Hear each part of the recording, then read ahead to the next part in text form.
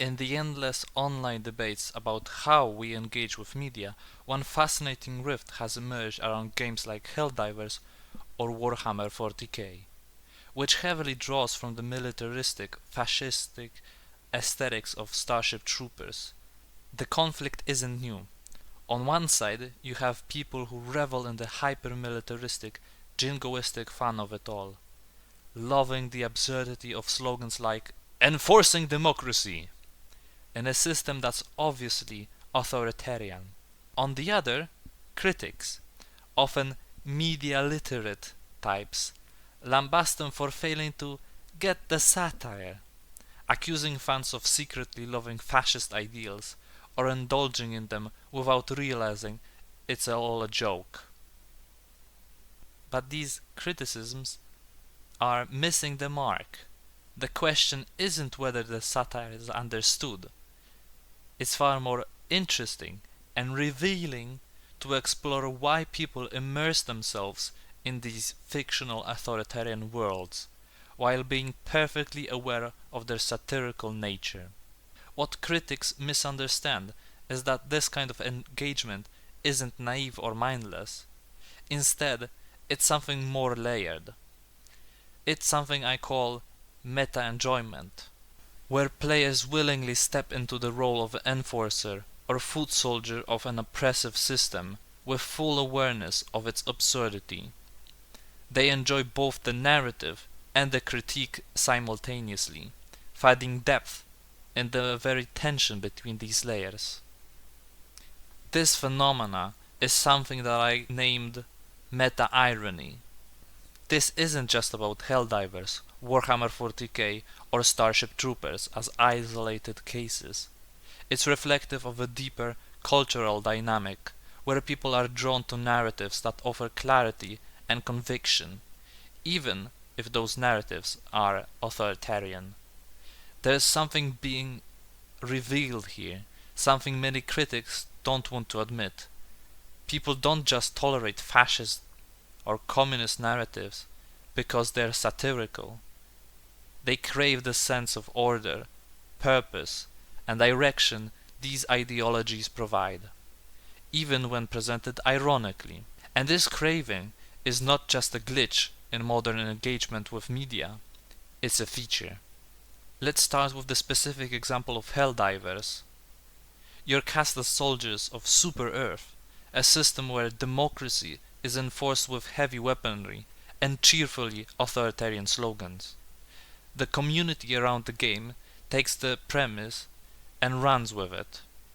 They chant the absurd slogans, share in-jokes about reporting to democracy officers, and gleefully shout phrases like "stomp those bags." From outside, it looks like blind enthusiasm for militarism. But is it? The truth is more complicated. Players are keenly aware of the satire baked into the game. They know what they're engaging with. But the beauty of it lies in the fact that they do not need to constantly remind themselves that it's a satire.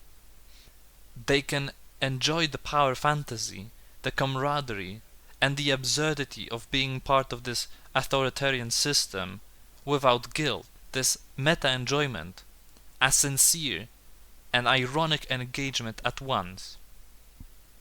They're in on the joke, while simultaneously playing the role the joke invites them into.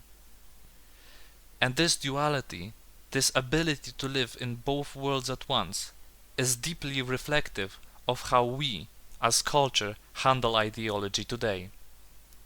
It's not about failing to recognize the critique. On the contrary, the critique is understood, but it doesn't stop the audience from diving headfirst into the fantasy. They choose to enjoy both the clarity and purpose the authoritarian narrative offers and the absurdity that undermines it. This is what separates the fans from their critics. The critics see sincerity in their enjoyment as dangerous or stupid. They're wrong. The fans are not blinded by the satire. They're consciously indulging in the tension between what's being critiqued and the fact that it's still as fun as hell to play within that critique. here's where it gets interesting. This phenomenon of meta-enjoyment isn't just limited to games or satirical movies. It's emblematic of a deeper cultural condition, our relationship with ideologies in postmodern world. In the 20th century, ideologies like fascism or communism operated on a foundation of absolute certainty. They offered their adherents clear answers to life's problems. There were no ambiguities, no room for half measures. People embraced them fully, sometimes to catastrophic ends, but always with fervor that's alien to the postmodern world. These ideologies gave people something to believe in, a framework, a cause, a purpose. Postmodernity dismantled all of that. It tore down grand narratives, exposing their flaws, their hypocrisies, and their horrors. It gave us skepticism, irony, and critique as tools for navigating the world. But in doing so, it left many without anything solid to stand on. Where modernity gave people something to live or die for, postmodernity gave them little more than a toolbox for tearing things apart. This is the real divide between fans of games like Helldivers and their critics. The critics are locked in a postmodern mindset. Everything must be deconstructed, no sincere engagement is allowed, and any enjoyment of authoritarian fantasy is seen as suspect. The fans, by contrast, are grappling with something deeper. They're acknowledging, even if unconsciously, hunger for order, clarity, and conviction. The kind of meaning that postmodern critique can't provide. They live in the tension between irony and sincerity, because it's the only way they can engage with a world that has stripped away absolute belief. What's often ignored in these debates is the fact that fascistic and authoritarian narratives speak to something primal in people, not because people are secretly fascist, but because these narratives fulfill a need for structure and purpose. They offer a world where every question has an answer, every conflict a resolution, every individual a role to play.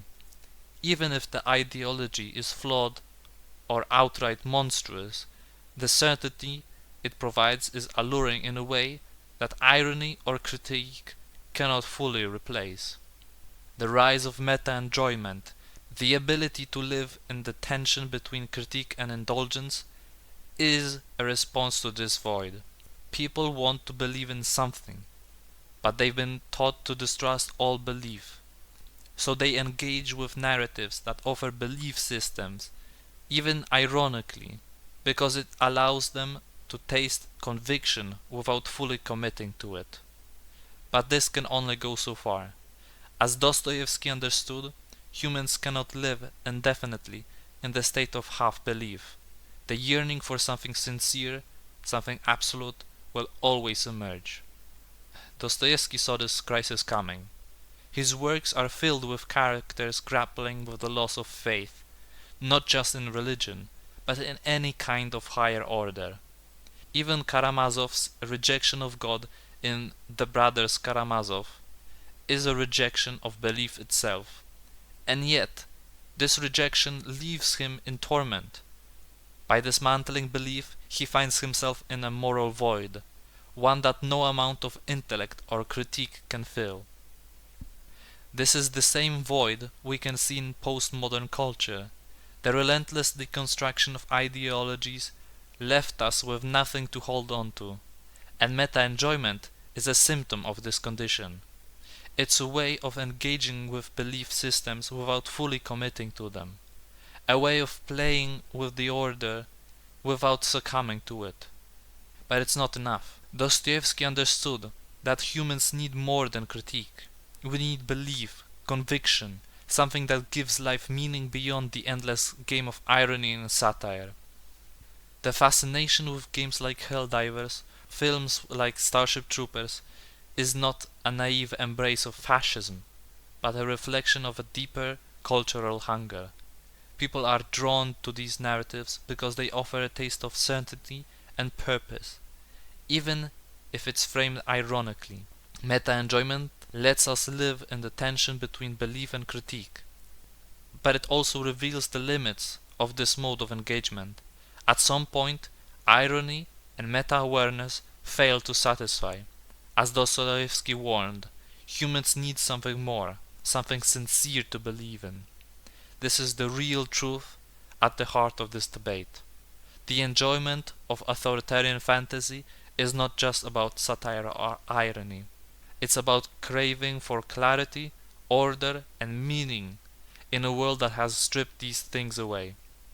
And until we reckon with this hunger, it will continue to manifest in ways that challenge our neat categories of critique and belief.